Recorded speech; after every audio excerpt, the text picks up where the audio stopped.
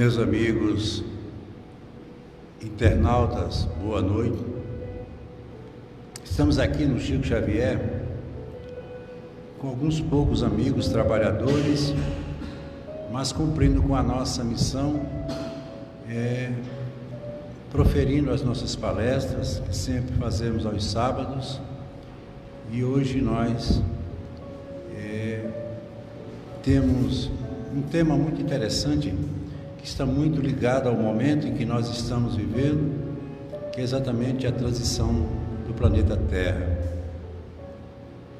Consequentemente, temos em alguns minutos durante esse momento a oportunidade de fazermos uma reflexão sobre tudo que nós estamos vivendo e o que nós podemos entender do que cerca a nossa experiência de vida aqui na Terra,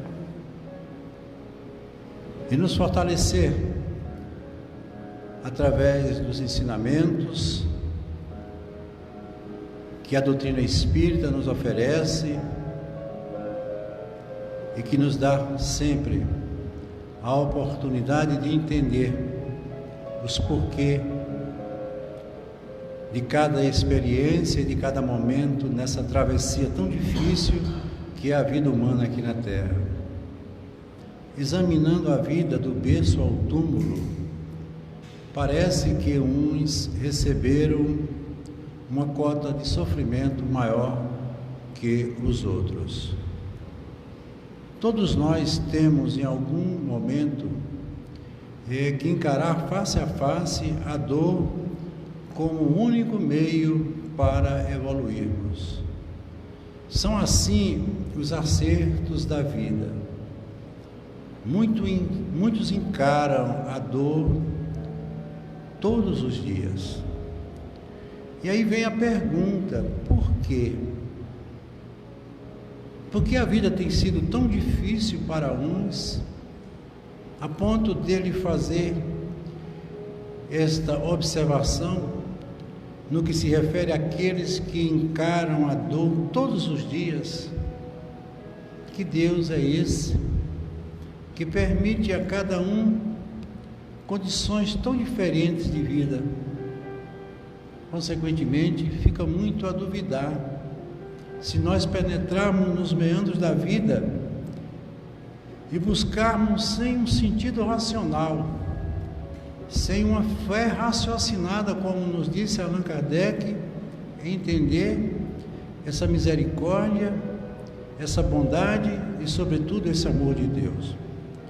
Observamos muitas vezes que as pessoas voltadas para o mal prosperam, crescem, evoluem, entre aspas, enquanto que as pessoas boas fracassam. Se Deus é justo, por que é que Ele permite isso? Olha a pergunta. A maioria das religiões prometem um paraíso de recompensas. E eu pergunto, como ficaria essa recompensa em condições tão diversas? Como Deus faria essa seleção para recompensar cada um diante das suas prerrogativas, das suas solicitudes, das suas condições? Consequentemente, isso é impossível para o nosso entendimento. Só em 1857, por uma determinação do governador espiritual da terra, nosso querido Jesus, cumpre a promessa que ele havia dito no seu último momento aqui na terra, que enviaria um novo Consolador, o que foi considerado e dito por nós o Consolador prometido. E o que seria esse Consolador? Ele diz: cuja missão seria esclarecer a mente humana e consolar os corações sofridos. Por isso que Jesus sempre foi enfático em dizer que não veio para os sadios, Ele veio para os doentes. Nós somos uma raça de seres doentes, mais do que nunca estamos agora vivendo esse processo doentio. E muitos não entendem e acham que isso aqui é um paraíso de favores, de riquezas que não tem o menor sentido. E nós agora estamos parando para fazer uma reflexão, e uma reflexão profunda acerca do que nós estamos vivendo como experiência humana, como eu disse, aqui na Terra, proporcionando esse Consolador prometido a todos a certeza de que não estamos sozinhos, estamos amparados por corações que muito nos amam.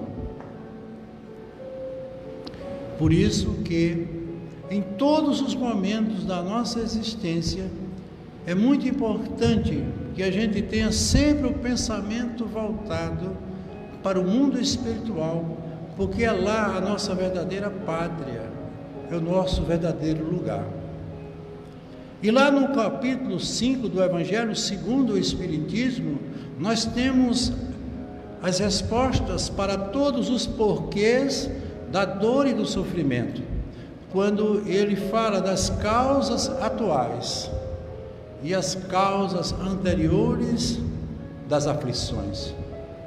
Então, muito do que nos acontece no momento presente pode ser causa, e toda causa gera um efeito, e nós estamos vivendo o efeito desta causa, que tanto pode ser por um motivo, ou por um ato consumado, ou praticado nessa existência, ou em outras existências.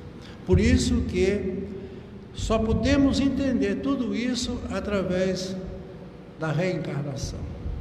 É exatamente um processo cuja misericórdia de Deus nos dá sempre a possibilidade do recomeço. A vida, ela se programa dentro de uma lógica e de um processo cíclico, onde tudo se complementa com tudo. A lei da complementaridade é uma das mais fundamentadas dentro do princípio até da física quântica, onde tudo está conectado, ninguém está solto dentro desse projeto. Por isso que aquela teoria do efeito borboleta, quando ele diz que uma borboleta batendo as asas aqui no Brasil pode causar um vendaval em qualquer lugar do mundo, que isso são forças que se potencializam e se divagam e se propagam por todo o universo, porque, como ele disse, nós vamos aqui ter a certeza é que na casa do nosso Pai ou do meu Pai existem muitas moradas. E eu aproveitei para dar início a esse nosso momento, esta reflexão, o mito do Narciso da mitologia grega. Exatamente mostra o momento em que o homem se individualiza. Porque, minha gente, por mais que a gente não queira entender, o maior projeto que abrange a vida de cada um de nós é do autoconhecimento. Nós vivemos muito o exterior e esquecemos o interior. E aqui ele diz: a partir do instante que Narciso olha para o espelho d'água, se enxerga e se encanta com sua beleza nunca vista. Vemos de uma forma alegórica o momento em que o homem olha para si mesmo, que é exatamente quando começa a existir o ego. O ego é o eu sou. Então, Narciso não tinha ideia de quem ele era. No momento em que, numa condição fortuita, sem que ele menos esperasse, ele se olha no espelho, aquele espelho d'água, e consegue ver a sua imagem, e ele, naquele instante, realiza uma viagem interior, conhecendo ele mesmo. E aí começa a aparecer o processo do seu autodesenvolvimento interior. Com o passar do tempo, através da evolução biológica e espiritual, ocorre seu desenvolvimento, e, como eu disse, aí ele começa a pensar, a indagar e buscar respostas. É quando nasce a filosofia, que é a base da razão. A filosofia significa amor ao conhecimento, que nos foi tão bem trazida pelos nossos amigos, os grandes filósofos da antiga Grécia. Dentre eles destacamos Sócrates, que é o pai da filosofia. E o que ele queria dizer com isso? Que a partir de então o homem começa a se introjetar dentro do seu conhecimento e mergulhar nos meandros da sua própria individualidade no sentido da existência, da busca da resposta. Surgem os métodos que chamamos de ciência.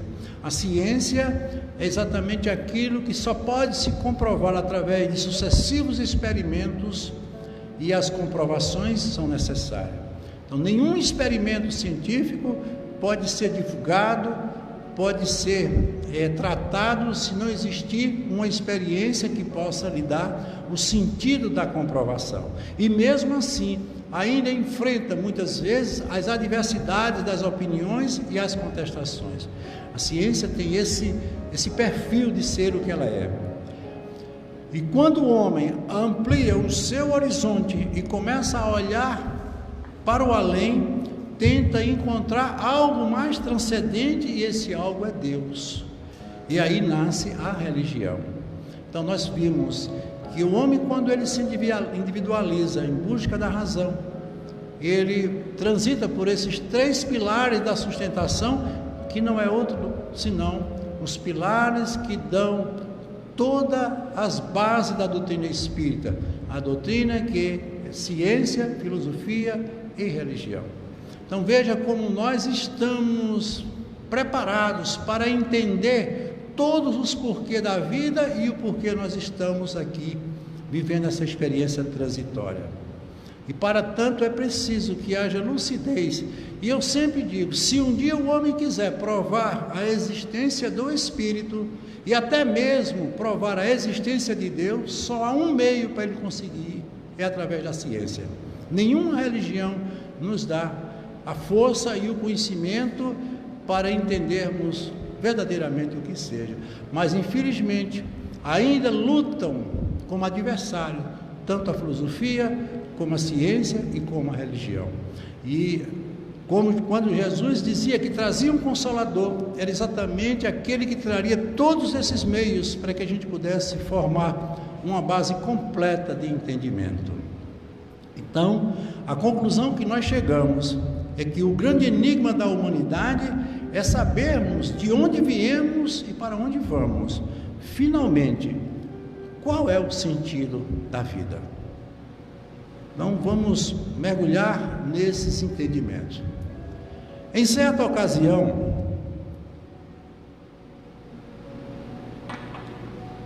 o Dr. Herbert Marcuse, que era um filósofo, ele foi convidado para participar de um grande evento religioso na Europa. Só que ele era materialista ao extremo, até porque ele era discípulo de Hegel. Então, fazendo uso da palavra lá, naquele instante, diante dos religiosos, ele formulou a seguinte pergunta: eu quero saber por que é que as pessoas sofrem. É porque Deus não pode impedir que elas sofram? Ou seja, é incompetente? Ou é porque Deus não se preocupa com seus sofrimentos, portanto ele é mau e indiferente? Os religiosos não tiveram como responder a esta pergunta. Claro que ele não teria. E ele continua ainda dizendo: os pais fazem tudo para que seus filhos não sofram, porque Deus, o Criador, não faz o mesmo com relação a todos nós, ou com relação a cada um de nós. E aí eu posso agora afirmar que se Marcuse conhecesse a doutrina espírita, ele não teria feito essa pergunta, que se lá tivesse um conhecedor da doutrina espírita, teria como lhe dar uma resposta, porque o único meio para entender tudo o que Marcuse perguntou é através da reencarnação. Sem ela nós não temos como entender nada disso. E realmente, se não fosse dessa maneira, Deus realmente seria incompetente, mau e indiferente, como ele aqui lembra. Quando Allan Kardec iniciou o trabalho da codificação da doutrina espírita, ele teve um cuidado muito grande, porque ele era um homem de estudo, ele era um cientista, era um professor, um poliglota, enfim, tinha todos os conhecimentos baseado muito mais dentro do aspecto científico, filosófico, do que propriamente dentro do aspecto religioso. E ele percebeu, durante os trabalhos que ele realizava, que nem todos os espíritos com os quais ele se comunicava, que eram os espíritos que traziam e trouxeram as 1018 respostas para as perguntas tão bem formuladas por ele, que esses espíritos divergiam em termos de conteúdo, de conhecimento. Ora, se eles eram os espíritos que estavam no mundo espiritual, por que eles tinham diferentes opiniões sobre determinadas questões? Eles teriam que ter o conhecimento muito mais amplo, muito mais abrangente do que qualquer um de nós. E o que foi que ele fez? Ele imaginou, juntamente com outros espíritos, que deveriam existir uma escala de espíritos. E essa escala é o que mais importa nesse momento para entendermos o porquê das consequências e dos momentos em que nós estamos vivendo. No estudo do livro Nosso Lar, lá no capítulo 11, nós falávamos sobre os ministérios que lá existiam, como se fosse uma instituição semelhante à nossa.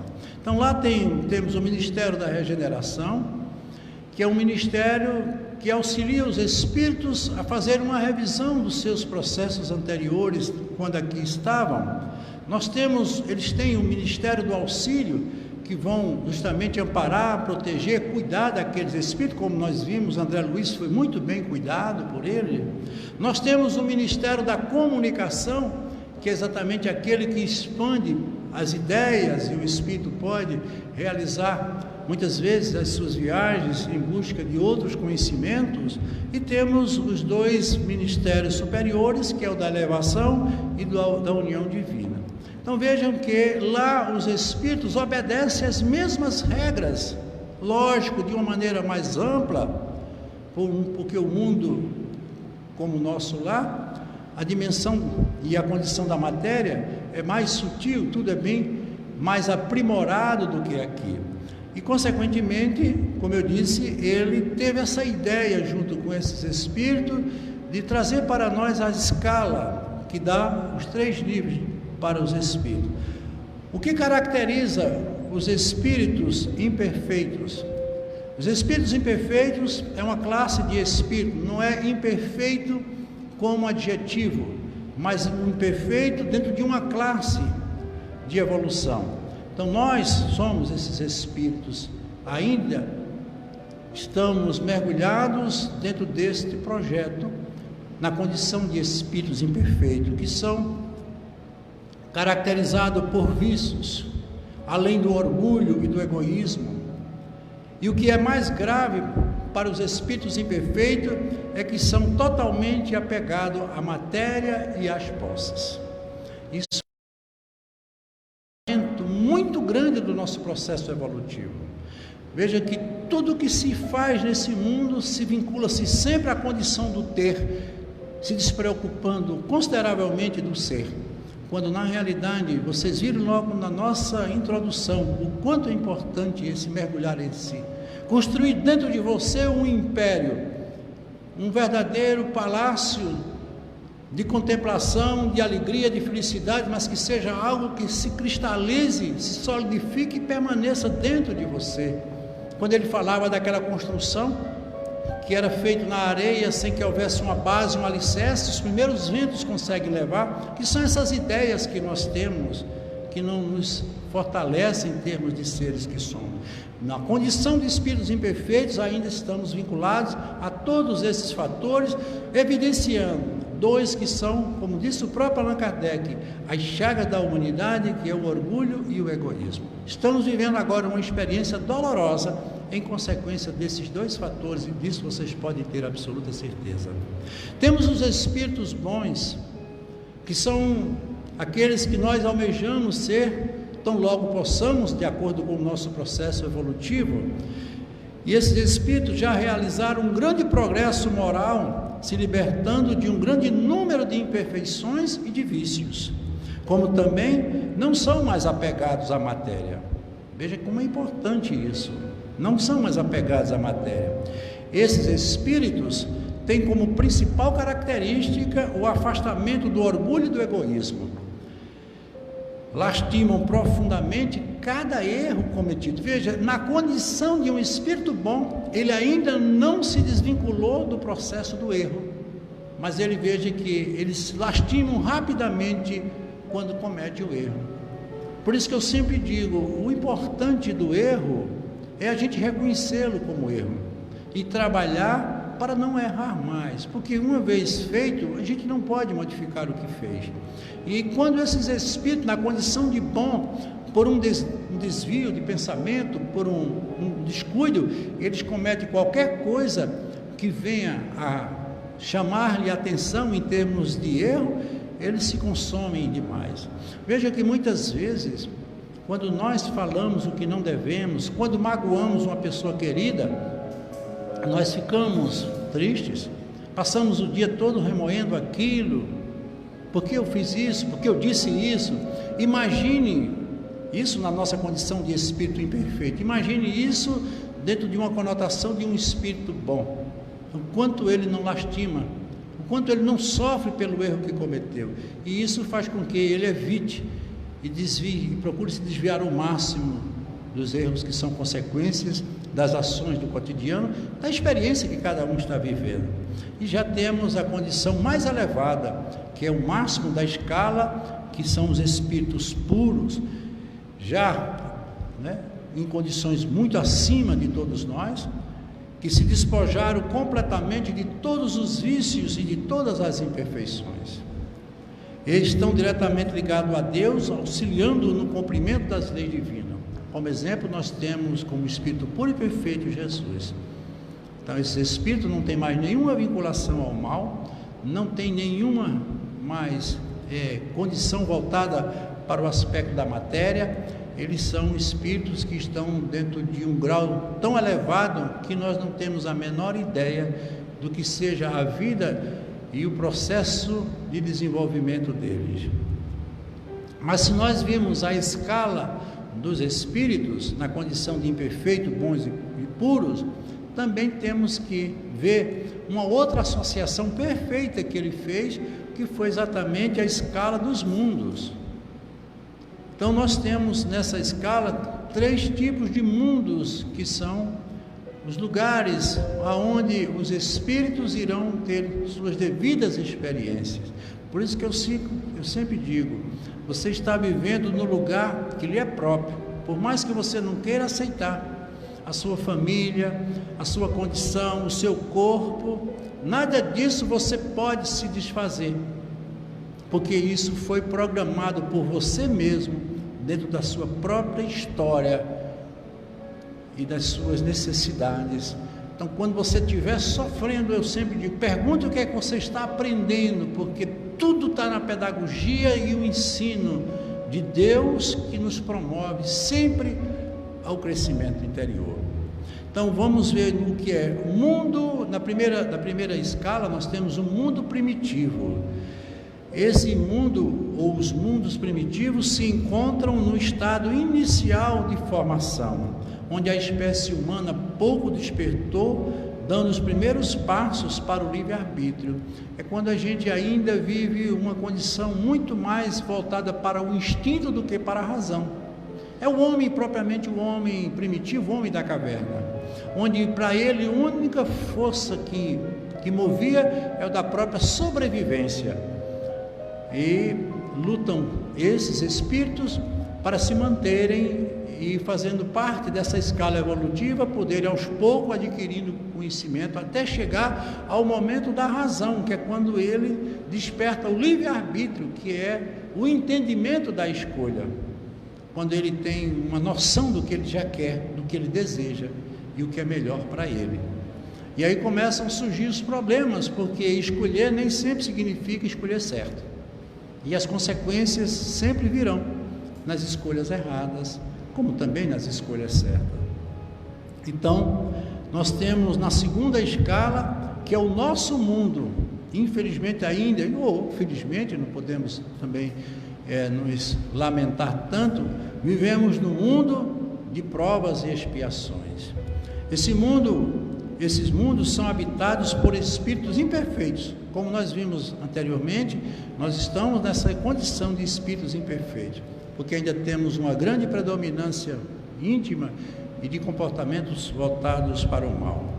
Expiação: os espíritos que falham nas missões que lhes foram confiadas, ou não cumpriram com seus deveres, ou voluntariamente se entregaram à prática do mal, ferindo aos outros e a si mesmo. Então nós estamos exatamente dentro desse contexto, e mais adiante nós vamos explicar isso de uma maneira mais pedagógica. E com relação às provas, são espíritos que precisam passar por experiências muitas vezes dolorosas, mas que lhe fortalecem. As expiações, elas estão voltadas para o nosso passado, as provas nos projetam para o futuro. Se eu tenho que passar por uma prova de resignação, é preciso que eu tenha uma experiência difícil dentro desse campo para que eu possa exercitar tanto a humildade como outros fatores que, como experiência e como prova, nos fortalece. Por isso que eu digo, muitas vezes a gente está passando por um momento difícil, mas talvez tenha sido uma escolha nossa, como prova, para a gente poder conseguir avançar.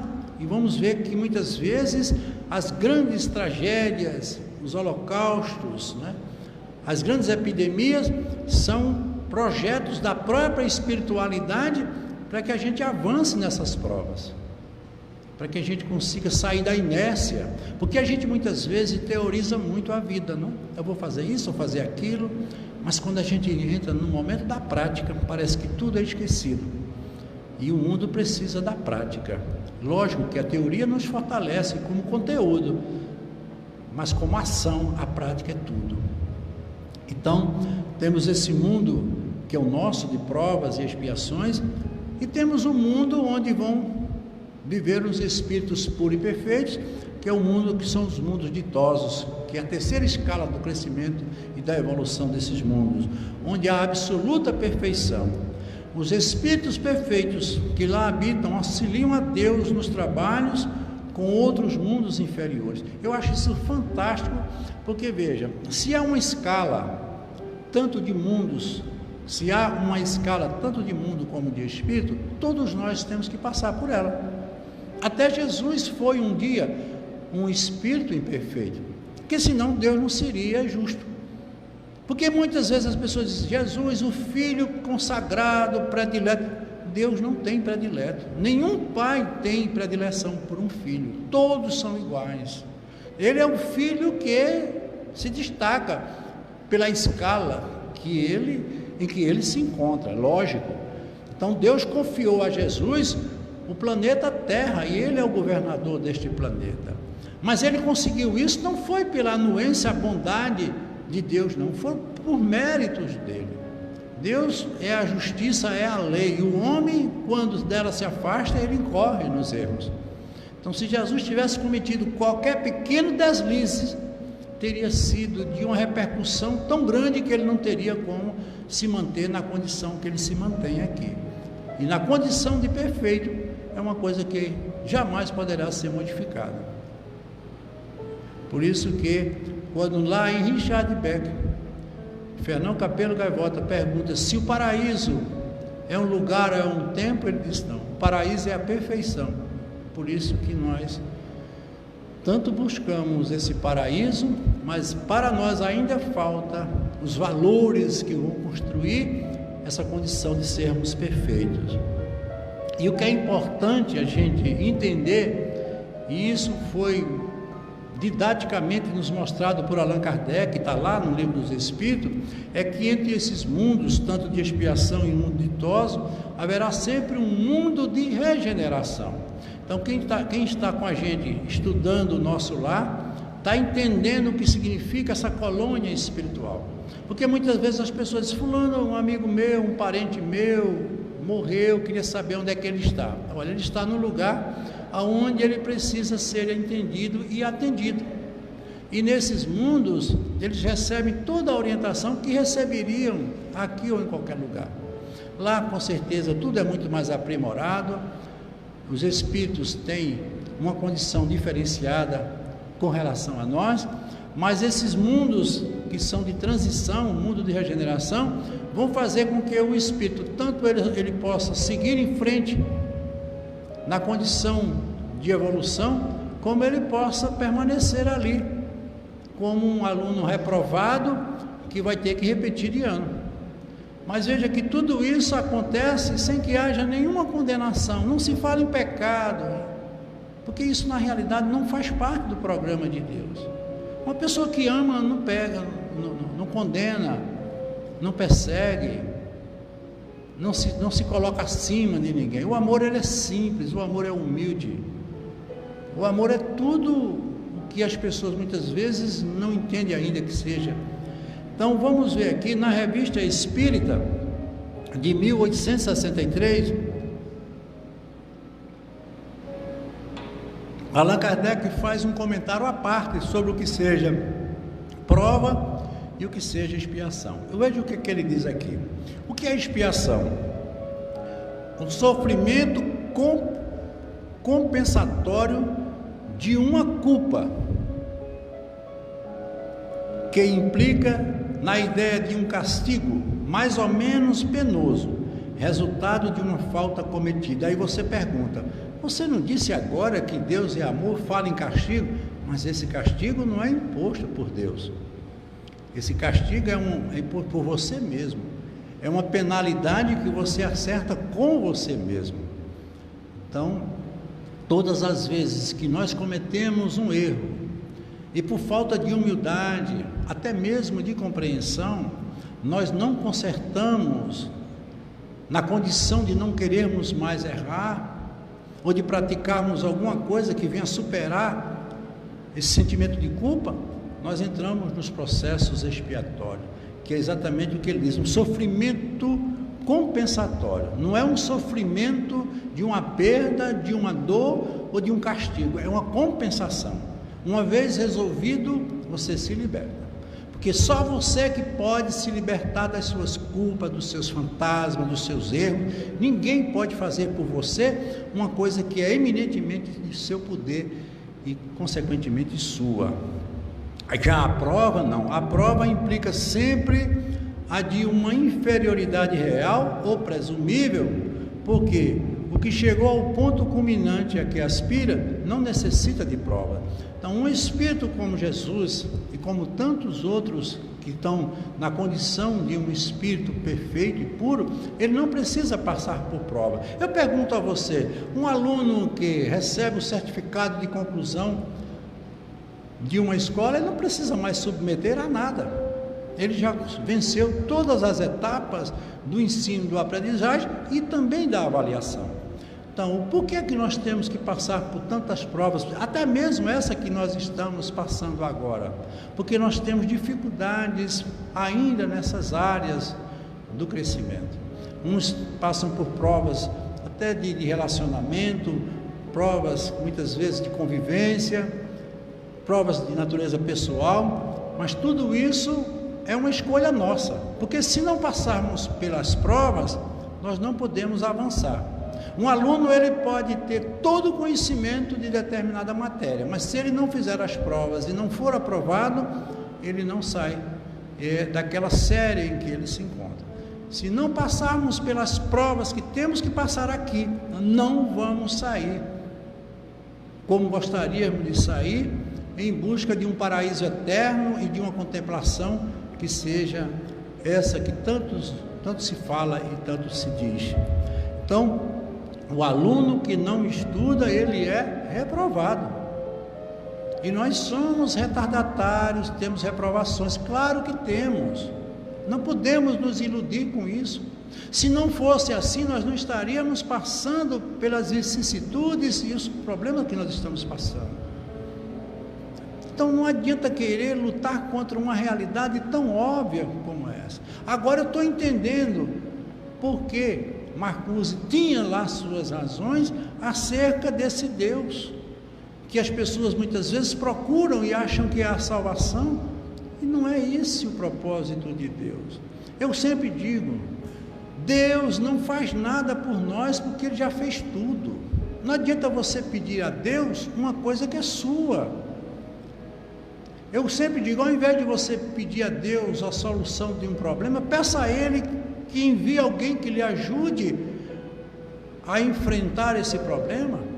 Se eu, como aluno, estou tendo dificuldade para sintetizar um conhecimento, o que é que eu vou procurar? Um professor particular?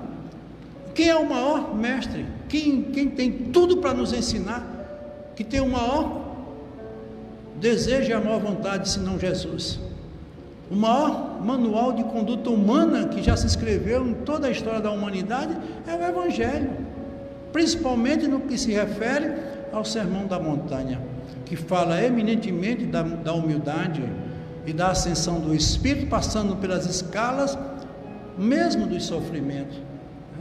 Então, a expiação nem sempre ela é imposta. Isso é muito importante. Muitos espíritos escolhem a expiação também para o seu adiantamento moral.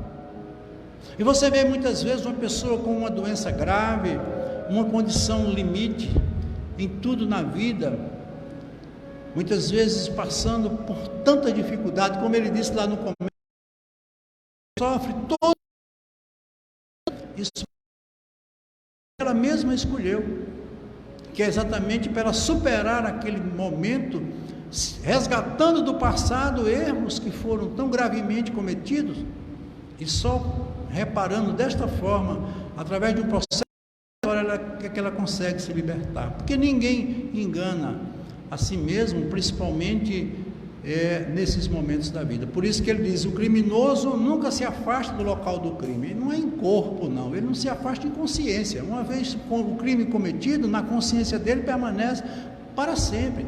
Enquanto ele não resgatar isso, ele vai ser sempre um endividado consigo mesmo, e é justamente como quem deve e quer se livrar do débito. Por que é que um homem de bem na vida e um homem do mal se dá tão bem? Tenha cuidado com isso, porque aquele homem de bem está resgatando pelo processo expiatório os seus erros do passado, e aquele que é tão mal que está se dando bem está contraindo débitos, porque ninguém tem o que não merece. A lei de Deus é muito clara, objetiva e justa. Jamais Ele dará a qualquer um, seja ele quem for, aquilo que não seja seu. Tudo que nós temos é conquista nossa, em todos os sentidos da vida. Então, conclusão, a expiação é uma reparação de um mal cometido. Já a prova é um meio de adiantamento, mesmo em meio a muito sofrimento. E aí vem exatamente dentro desse nosso perfil de trabalho, nosso estudo, o porquê dessa transição do planeta Terra, né? Então Allan Kardec, vendo isso,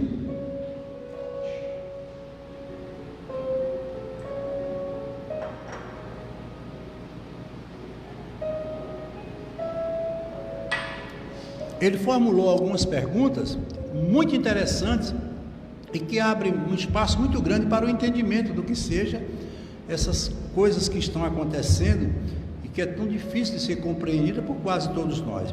Então veja que pergunta ele faz. A 737, lá do Livro dos Espíritos. Com que objetivo Deus permite que os flagelos destruidores atinjam a humanidade?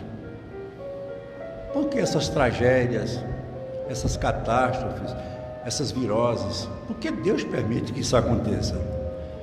E olha a resposta dos Espíritos. O objetivo de fazer a humanidade progredir mais. Vocês viram que nós falamos sobre as provas e expiações. São resgates. Já o dissemos que a destruição é necessária para a regeneração moral dos espíritos, que em cada nova existência sobe mais um degrau para aperfeiçoar a escala dos espíritos. E há um fator aqui interessante, que ele fala na destruição. Mas você diria, como é que Deus constrói e destrói o que construiu? Deus nunca destruiu nada. A lei de Deus é a lei do progresso, de evolução. O que a gente chama de destruição é transformação. A transformação é você destruir para construir, é encerrar um ciclo para começar o outro. Por isso que muitas vezes as pessoas não entendem as tragédias. São processos bruscos, são violentos, mas a natureza trabalha com uma força e uma dinâmica que ainda não temos como controlar. Por quê? Porque nós não temos condição moral. Olha, o homem um dia desse descobriu a energia nuclear. Veja o estrago que ele já começou a fazer no uso de uma energia como esta. Imagine se ele tivesse a condição de manobrar ou de usar essas forças da natureza, talvez a Terra não tivesse mais nem aqui. Então essas forças, elas são limitadas para o homem, porque o livre-arbítrio significa tudo. O livre-arbítrio tem que respeitar os limites das leis de Deus. E aqui ele diz aqui, muitas vezes esses transtornos são necessários para que as coisas cheguem mais rapidamente a uma situação melhor e para que se realize em alguns anos aquilo que demoraria séculos. Então você agora está entendendo o porquê dessas grandes tragédias, esses desastres que ocorrem na natureza, que parece ser um castigo, porque o homem primitivo, ele olhava para a natureza, quando ele via um relâmpago, ele dizia que aquilo era a ira de Deus. Então, quando acontecia uma tragédia, ele dizia que era o castigo de Deus. Olha, um ser que só fala em amor, só expressa amor, e tudo é amor, jamais poderia querer fazer qualquer coisa, principalmente a um ser que para ele é tão pequeno como nós ainda somos, e tão distante estamos dele. Mas ele continua ainda com as perguntas. A pergunta de número 738, ele formula mais um questionamento. Deus não poderia empregar outros meios para melhorar a humanidade em vez dos flagelos e epidemias destruidoras, como nós estamos agora vivendo? Ele não poderia dizer, não, cessa tudo isso, vamos voltar ao que era antes? Ele não tem o poder? Mas o que é que ele deixaria para nós em termos de construção, de conhecimento, de renovação e de evolução? Nada. É o que eu sempre digo, se um pai passasse a vida toda carregando o filho nos braços, quando colocasse ele no chão, ele não saberia andar. É onde eu sempre costumo também dizer que se você quer fazer uma caridade a uma semente, joga ela na terra, porque ela tem uma árvore holograficamente dentro dela, mas essa árvore só se desenvolve se ela for para a terra, lutar para germinar, romper um solo escuro, buscar água, os nutrientes, para buscar a luz e se transformar numa árvore, que é o propósito dela. A mesma coisa somos nós. Agora, a capacidade de resistir, de não querer entender, isso é da natureza de cada um. E esses processos coletivos são exatamente para despertar números maiores de consciência, mostrando que nós não somos o que somos, que o poder não está nas mãos daquele que se acha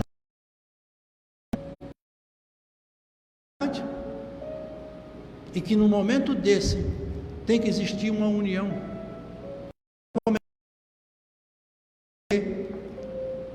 Num determinado momento em que os Estados Unidos começavam a dizimar as aldeias indígenas para ocupar os territórios em que eles queriam construir as cidades, como assim o fizeram, o chefe de uma daquelas tribos mandou uma carta para o presidente russo dizendo: o homem não teceu a teia da vida, o homem é apenas o fio desta teia, que fizeram este fio está na teia. E estamos vendo aí uma catástrofe, uma epidemia global. Um vírus que foi contraído na China está repercutindo aqui em Caruaru. É o mesmo vírus, gente. Vejam como as coisas são tão mais difíceis de serem entendidas do que nós possamos imaginar, porque nos falta o poder da compreensão. E ele é que Deus não poderia empregar outros meios para melhorar a humanidade, ao invés de flagelos e epidemia destruidora? Olha o que é que ele responde: sim, ele poderia, e fez. Ele os emprega todos os dias, uma vez que tem dado a cada um de nós meios de progredir pelo conhecimento do bem ou do mal. Então existe sempre na vida de todos nós uma coisa para ser escolhida. A vida, ela é dicotômica. O que é dicotômica? Ela tem duas opções, sim ou não, máximo e mínimo, maior ou menor, o bem e o mal. E o que é que o homem faz? Procura o mal. E esse mal vai gerar o quê? Aquilo que nós vimos lá, a lei de causa e efeito. Porque quem cria o mal, vive com o mal. Como é que eu posso dizer que sou uma pessoa boa se eu trago dentro de mim coisas que não são boas? Eu posso enganar todo mundo, mas eu não posso enganar a minha natureza íntima, porque eu sou portador daquilo que tenho e daquilo que sou. Então, entretanto, é o próprio homem que não se aproveita desses meios. Assim é preciso que ele seja punido.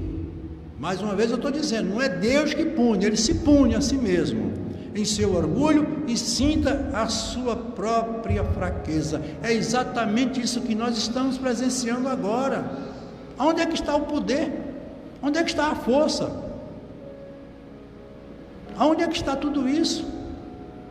Isso aqui, gente, foi nos mostrado em 1857, como revelação.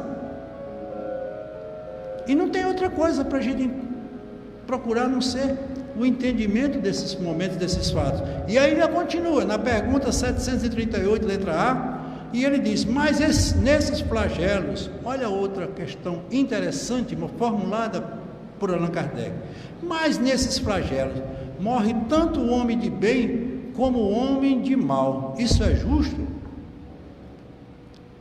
Durante a vida terrena, o homem relaciona tudo ao seu corpo físico, mas após a morte, ele pensa de modo diferente. Todos nós vimos a história de André Luiz, como nós estamos estudando, a ponto dele ser chamado de suicida, e ele revolta-se porque ele não se dizia ou não se achava um suicida, e quando ele vai fazer uma reparação da sua vida, ele começa a entender que ele não era o que ele pensava que era. Ele imaginava uma coisa, mas ele era outra. Isso a gente tem que parar para pensar e ver. O nosso passado, ele é pouco recomendado em termos de proposta e de atitude. Como já dissemos, a vida do corpo físico tem pouca importância em relação à vida eterna. Porque nós não temos um espírito, nós somos um espírito que ocupamos temporariamente um corpo físico, mas a gente não vive assim. A gente nasce e vive para morrer, quando a vida é eterna. Um século na terra significa um relâmpago na eternidade. E mais uma pergunta, finalizando essas perguntas, que é a de 738, item B. E ele continua, mas nem por isso as vítimas desses flagelos deixam de ser vítimas, não é assim? Se você considera a vida como de fato ela é, e o quanto é significante em relação ao infinito, não lhe daria tanta importância. Então a gente acha que tudo está terminando, que tudo é o fim, que tudo é uma miséria. Gente, nós somos seres que temos milhares de experiências reencarnatórias ainda para vivermos, até chegarmos a um ponto que não precisaremos mais dessas idas e vindas, atingindo a condição de um espírito puro ou perfeito. Mas a escola vai estar sempre aberta, nos oferecendo professores, uma sala de aula e conteúdos para nós aprendermos. Mas não podemos esquecer das avaliações, temos que passar por prova. Porque se você disser que ama, você tem que dar uma prova desse amor. Porque o único ser aqui na terra que tudo que disse ele cumpriu na íntegra foi Jesus. Ele falava de amor e ninguém amou mais do que ele. Ele falava de perdão, ninguém perdoou mais do que ele. Então tudo ele fez dentro daquilo que ele havia dito. E é tão difícil para nós, porque temos uma facilidade enorme de encontrar meios para justificar o que não se justifica em termos de comportamento. Então, essas vítimas encontrarão em outra existência uma grande compensação para os seus sofrimentos, se souberem. Olha o que ele diz aqui, gente, eu achei isso como um detalhe fantástico. Se souberem suportar esse sofrimento sem se lamentar.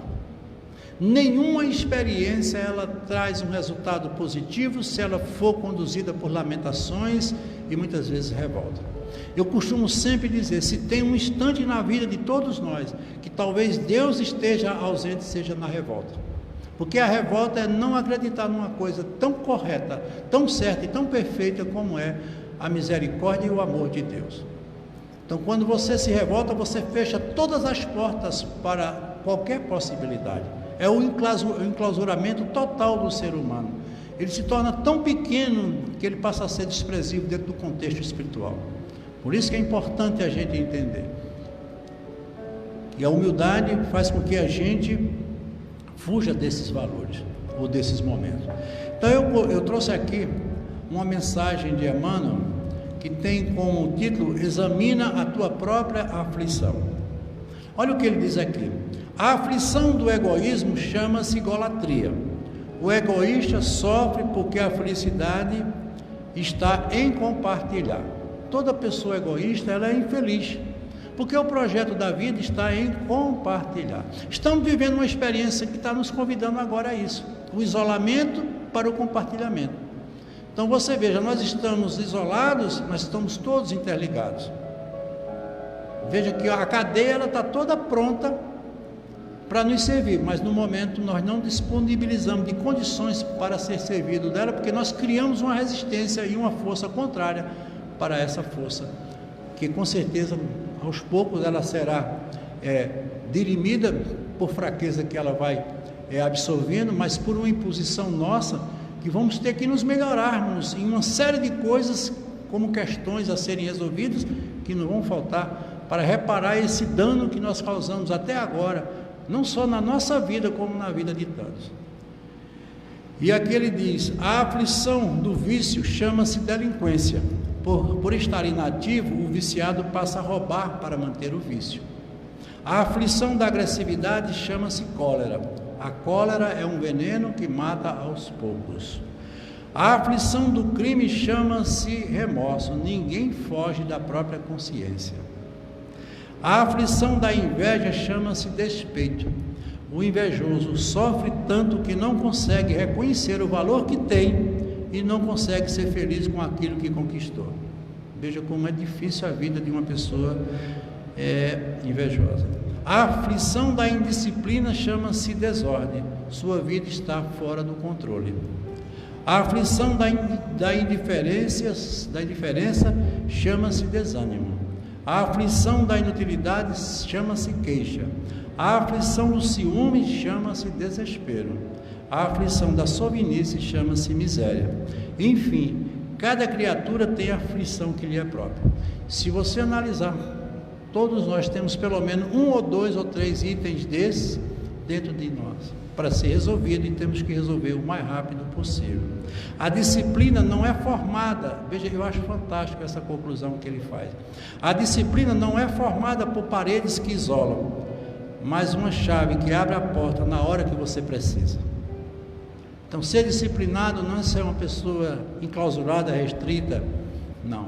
Ela tem que ter acesso livre, mas isso sempre dentro de um controle, de uma lógica, que é exatamente o que a disciplina espera. Uma pessoa disciplinada, ela vai para todos os lugares, ela ocupa todos os espaços, ela tem uma vida totalmente normalizada pelo seu próprio fator de organização, que tem faltado para tantos nós. A gente tem sido muito desleixado com as coisas da vida. Não temos hora para comer, não temos hora para dormir, não temos hora para fazer tantas coisas que precisam de disciplina e de hora.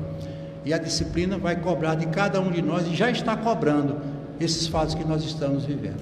Nós vamos ter que modificar uma série de coisas, inclusive hábitos e costumes que até então não havíamos pensado em mudar.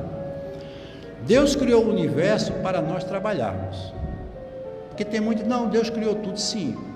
Mas eu digo sempre, a matéria, ela não é uma propriedade do homem. Portanto, devemos usá-la como instrumento dado por Deus para o nosso aperfeiçoamento. E o homem não está fazendo isso. Ele quer tudo. As grandes nações estão aí querendo dominar tudo. Os pobres estão cada vez mais pobres, os ricos cada vez mais ricos. Vamos ver até onde isso vai chegar. Os sinais já estão sendo dados. E é como ele disse: quem tiver ouvido vai ouvir. Espero que eles ouçam. O nosso corpo físico é o instrumento que utilizamos nessa experiência. Cada experiência nos é dado um corpo físico de acordo com a nossa condição de experiência. Então você está no corpo que você merecia e precisa estar, independente dele ser como ele é.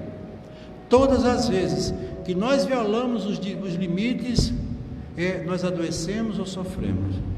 E ele diz mais: aonde está o teu abuso, está a tua dor. Então, isso é muito importante para que todos possam entender essa mensagem que está sendo hoje dada para o mundo todo, que nada mais é do que um grito de alerta para um processo não de mudança de um país, de um lugar, mas uma mudança interior.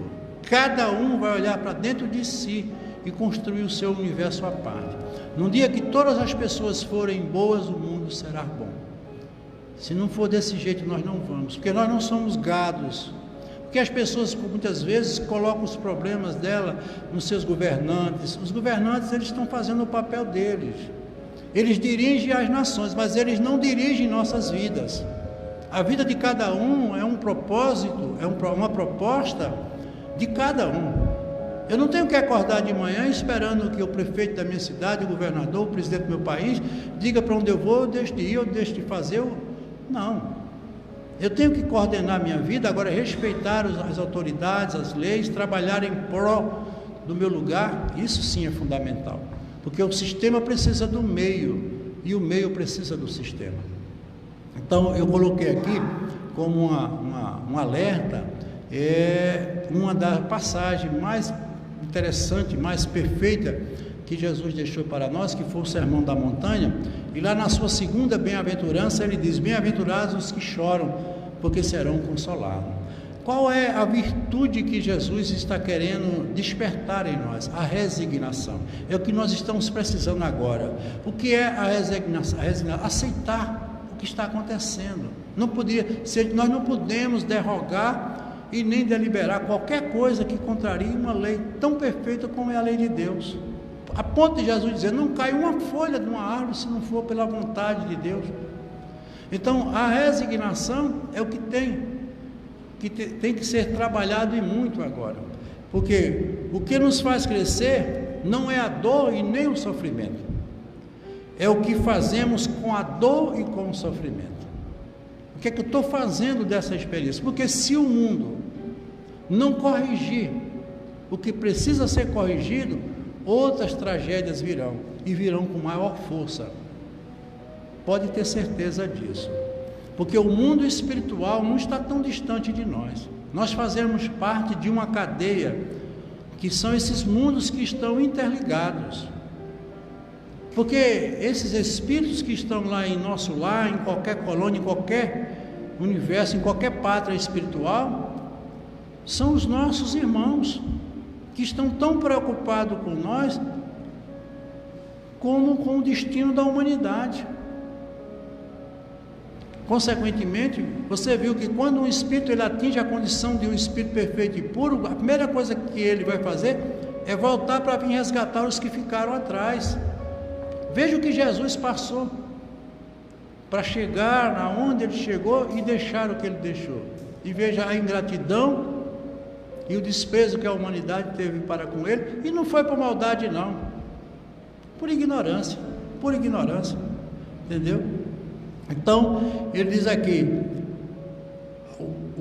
a maioria sofre revoltada, como é impossível ser feliz diante de um sofrimento. A tristeza constrói mais. Existem dois tipos de sofrimentos, que é o sofrimento interno e o sofrimento externo. Nós estamos vivendo agora esses dois sofrimentos, o sofrimento interior e o sofrimento exterior. Consequentemente, isso machuca, maltrata, mas é necessário para a nossa condição evolutiva. Lá, no livro Ceifa de Luz, Emmanuel manda uma mensagem perfeita, e ele diz assim: no limiar do berço pede a alma dificuldades chagas, amarguras e cicatrizes. Entretanto, recapitulando as próprias experiências no plano físico, volta à sombra do egoísmo e da vaidade, enclausurando-se na mentira e na delinquência. Ou seja, o espírito, quando ele reencarna, ele traz toda uma programação: vou fazer isso, vou fazer aquilo, e quando ele chega aqui, ele mais uma vez cai, porque se deixa levar e contaminar pelas coisas do mundo. Nós somos pessoas extremamente influenciáveis no que diz respeito à conduta que precisamos ter aqui. Em quase todas as circunstâncias, o ser humano persegue a fuga que lhe adiará indefinidamente as realizações planejadas. Valoriza a aflição de hoje, aprendendo com ela a crescer para o bem que nos leva à união com Deus. Porque o mestre que te põe a escutar e a seguir, ao invés de facilidades imediatistas da terra, preferiu ensinar a verdadeira ascensão pelo caminho da manjedoura ao Calvário. Então, todos nós temos que passar por esse caminho e não podemos jamais querer fugir, porque não cabe a nenhum de nós, até porque Ele mesmo fez esse caminho para nos deixar como exemplo da nossa inferioridade ainda como seres aqui. E a conclusão é tornar-se uma pessoa melhor do que quando aqui chegou. Isso é o grande propósito da vida de todos nós. E para finalizar, eu vou aqui contar uma passagem de São Francisco de Assis, que vai fortalecer exatamente essa nossa visão de mundo, de vida. Através de uma longa caminhada em que nevava muito, indo a um mosteiro distante da Itália, Francisco de Assis seguia ao lado de um frade, quando exausto bateu numa porta e alguém abriu uma pequena janela e perguntou quem era. E o mesmo se anunciou: sou Francisco de Assis. E aquela pessoa rapidamente fechou a porta. E era um final de tarde, quase noite, e eles se sentiram totalmente ali abandonados, porque nevava muito, não tinha mais a quem recorrer. E é assim que começou a pular de alegria Francisco de Assis. E sem compreender, o amigo perguntou por que tanta alegria no momento em que estava tudo perdido. Não havia outra alternativa, eles iam morrer ali. Francisco de Assis respondeu-lhe dizendo que havia esperado muito por aquele momento. E ele diz: você não percebeu que agora não existe nenhum ser humano que possa nos ajudar? Nós estamos agora totalmente nas mãos de Deus. Foi isso que eu busquei a vida toda. Então, é isso que a gente tem que entender, que quando faltar todas as forças, quando faltar todos os auxílios, não esqueça que existe Deus, que nós estamos nas mãos de Deus. E Francisco de Assis, melhor do que ninguém, sabia disso por tudo que ele passou. Ele realmente foi um espírito que nos deixou extremas e preciosas lições de resignação. No momento em que ele estava com seus 2 olhos cegos, já totalmente comido pelo câncer, a única coisa naquela época que poderia fazer era cauterizar os seus olhos. 2 brasas eram acesas, iam ser colocadas nos seus olhos para queimar, evitando que a doença se manifestasse. E ele faz uma prece ao irmão Fogo e pede: irmão Fogo, me ajude, que a dor não seja tão intensa que eu possa suportá-la, mas eu agradeço a Deus porque agora eu termino fechando os olhos para o mundo e abrindo meus olhos para sempre, para Deus, e esse é o propósito da minha vida. Veja que numa hora dessa, ele ainda encontra um instante para manifestar a sua esperança e, acima de tudo, a sua fé em Deus. E é isso que a gente tem que fazer. Vamos lutar juntos e fazer desse mundo um mundo melhor, não para os poderosos, mas um mundo que seja igual, e que todos possam sorrir, levando no rosto uma mesma expressão do sorriso alegre, que esse é o propósito da vida. Nós não viemos aqui, mesmo falando tanto em sofrimento, não viemos aqui para sofrer. Somos pessoas programadas unicamente para sermos felizes. E aqui fica o meu boa noite, agradecendo a todos que nos acompanharam, nossas atividades seguindo as normas que são do poder público, e não podemos ainda realizar, mas logo logo estaremos na nossa luta, né, Neide, né, Josildo, César, Tiago, Alex, Goré, todos que estão aqui.